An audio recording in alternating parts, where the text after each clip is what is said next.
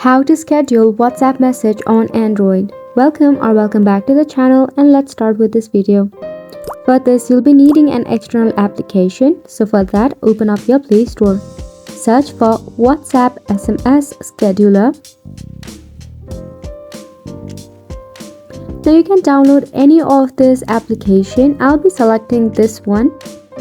Just tap install and wait until your application is installed. Mind it will take a while depending upon your Wi-Fi connection. Tap open to the application once it is successfully downloaded. Now you can sign in or skip for now.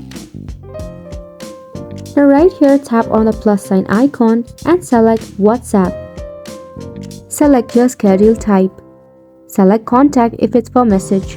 Tap on the plus sign icon of recipient and tap on WhatsApp.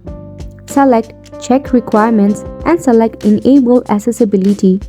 Provide the permission it asks for. If it's a message, type the message. Then at the bottom, you can include the location at the time of sending. If there is a file, select the attachment icon. Enter the day and date in which the message should be sent. Then tap on OK once it is done. Select if you want it repeat or not. Now, if the person is in the next continent, you can check the time conflict by tapping on Check Time Conflict. Tap on View Schedule Summary to preview how your schedule looks like. You can do necessary edits if you want to. You can select a label, but that requires premium plans.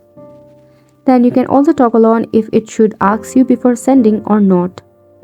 Now once you have filled out all of this, it is all set to send the message according to the timeline set by you. Wasn't it simple? So make sure to go ahead and give it a try, and thank you so much for tuning in.